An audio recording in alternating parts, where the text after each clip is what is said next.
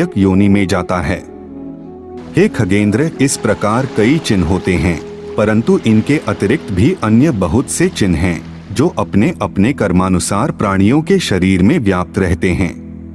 ऐसा पापी क्रमशः नाना प्रकार के नरकों का भोग करके अवशिष्ट कर्मफल के अनुसार इन पूर्व कथित योनियों में जन्म लेता है। हे ताक्ष्य, मैंने जैसा तुमसे पहले कहा है वैसा ही जीव का लक्षण है। 4 प्रकार के प्राणी समूह में इसी प्रकार के परिवर्तन का चक्र घूमता रहता है। उसी में शरीरधारियों का उद्भव और विनाश होता है। इस प्रकार इन सभी गुणों से युक्त होकर अपने धर्म का पालन करने से प्राणियों को ऊर्ध्व गति तथा अधर्म की ओर बढ़ने से अधोगति प्राप्त होती है।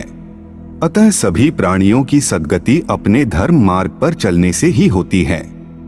हे विनीता पुत्र, देव और मानव योनि में जो दान तथा भोगादि की क्रियाएं दिखाई देती हैं, वे सब कर्मजन्य फल हैं।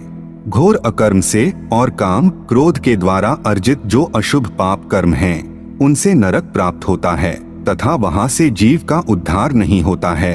जीव का उद्धार केवल सत्कर्म से ही हो सकता है, क्योंकि यदि कर्म अच्छे हों तो अगला जीवन भी सुखमय मिलता है, और यदि कर्म बुरे हों तो अगला जन्म निश्चित ही दुखमय अर्थात